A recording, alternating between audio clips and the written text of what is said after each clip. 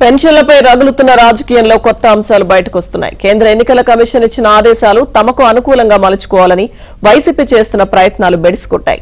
ముందుగానే పెన్షన్లు 3వ తేదీన ఇస్తామని ప్రభుత్వం చెప్పిన అంశాన్ని సాక్షి పత్రికలో గత నెల 28న ప్రచురించడం, సచివాలయాల వెల్ఫేర్ అసిస్టెంట్లకు ముందుగానే సమాచారం పంపిన వాట్సాప్ మెసేజ్లు బయటకు రావడంతో అధికార పార్టీ డిఫెన్స్ లో పడింది.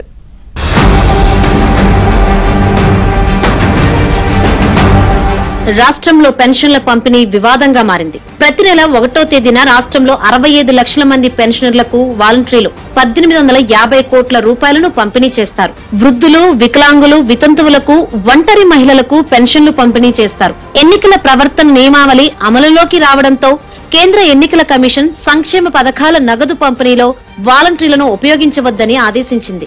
దీంతో పెన్షన్ల పంపిణీని టీడీపీ అడ్డుకుంటుందని వాలంటీర్ల ద్వారా పెన్షనర్లకు వైసీపీ నూరిపోసే ప్రయత్నం చేసింది. ఫలితంగా పెన్షనర్లు టీడీపీకి వ్యతిరేకంగా మారతారని వైసీపీ నేతలు భావించారు.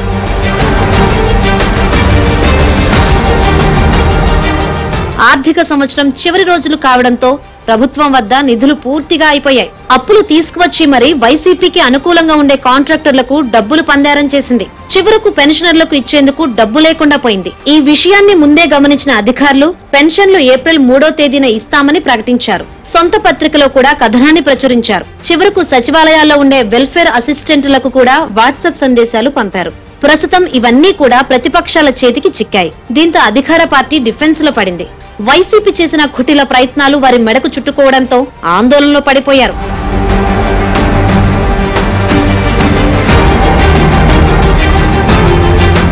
ఏప్రిల్ 3వ తేదీన పెన్షన్లు ఇస్తామని ముందే చెప్పి ఆ తర్వాత తెలుగుదేశం అడ్డుకుందని, అందువలనే ఇవ్వలేకపోతున్నామని చెప్పడంపై ప్రతిపక్షాలు మండిపడ్డాయి. 3వ తేదీ ఉదయం నుంచి పెన్షన్లను సచివాలయ సిబ్బంది ద్వారా ఇప్పించవచ్చని ప్రతిపక్షాలు చెబుతున్నాయి. పెన్షనర్ల జాబితా వారి వద్ద ఉందని కూడా అధికారులు చెబుతున్నారు. ప్రభుత్వం, కొంతమంది అధికారులు వైసీపీ నేతల మాటలు విని పెన్షన్లు ఇవ్వడాన్ని జాప్యం చేసి ఆ నెపం తెలుగుదేశంపై నెట్టేందుకు ప్రయత్నిస్తున్నారని విపక్షాలు ఆరోపిస్తున్నాయి. తన చేతకాని తనాన్ని వేరే వారిపై నెట్టేందుకు ముఖ్యమంత్రి ప్రయత్నిస్తున్నారని టీడీపీ జాతీయ అధికార ప్రతినిధి కొమ్మారెడ్డి పట్టాభిరామ్ ఆరోపించారు. పెన్షన్ల పంపిణీ కూడా రాజకీయం చేస్తున్నారని, అధికార పార్టీ నేతల దిగజారుడు రాజకీయాలను మానుకోవాలని బహుజన జేఏసీ నేత బాలకోటయ్య డిమాండ్ చేశారు. సొమ్ములన్నీ ఖాళీ చేసి మళ్లీ రేపు ఆర్బీఐ 4000 కోట్ల రూపాయలు అప్పు ఇస్తే గాని పెన్షన్లు ఇవ్వలేనటువంటి పరిస్థితికి వాళ్ళు రాష్ట్ర ముఖ్యమంత్రి మన రాష్ట్ర ఆర్థిక వ్యవస్థను దిగజార్చాడు. ఉన్నటువంటి సొమ్ములన్నీనో బినామీలకి దోచిపెట్టేటటువంటి కార్యక్రమం ఇవాళ నేను ఛాలెంజ్ చేస్తా ఉన్నా రాష్ట్ర ముఖ్యమంత్రి జగన్ రెడ్డికి. నీ ముఖ్యమంత్రి సీట్ నుంచి ఓ రోజు తప్పుకో, 1950 కోట్లు అక్కడ పెట్టు. ఇవాళ పెన్షన్ల పంపిణీ కార్యక్రమానికి 1950 కోట్లు అవసరం. తెలుగుదేశం పార్టీ, చంద్రబాబు నాయుడు గారి సారథ్యంలో తెలుగుదేశం పార్టీ ఒక్క రోజులో మొత్తం రాష్ట్రం మొత్తం కూడా పెన్షన్దారులందరికీ పెన్షన్ పంపిణీ చేసి చూపిస్తాం. వితంతు, వృద్ధాప్య, వృద్ధుల పెన్షన్లను, వికలాంగుల పెన్షన్లను సత్వరమే ఇళ్లకు వెళ్ళి అందించేలా చర్యలు తీసుకోవాలి.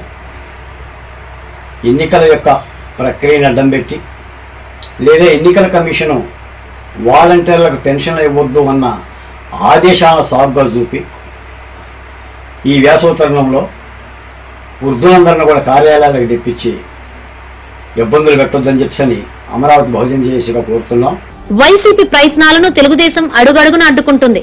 సొంత పత్రికల్లో వచ్చిన కథనం, వాలంటీర్లకు వచ్చిన మెసేజ్లు బహిర్గతం కావడంతో వైసీపీ నేతలు కంగు తిన్నారు. ఇలా అడ్డంగా దొరికిపోయామేంటని నాలుక ఖర్చుకుంటున్నారు.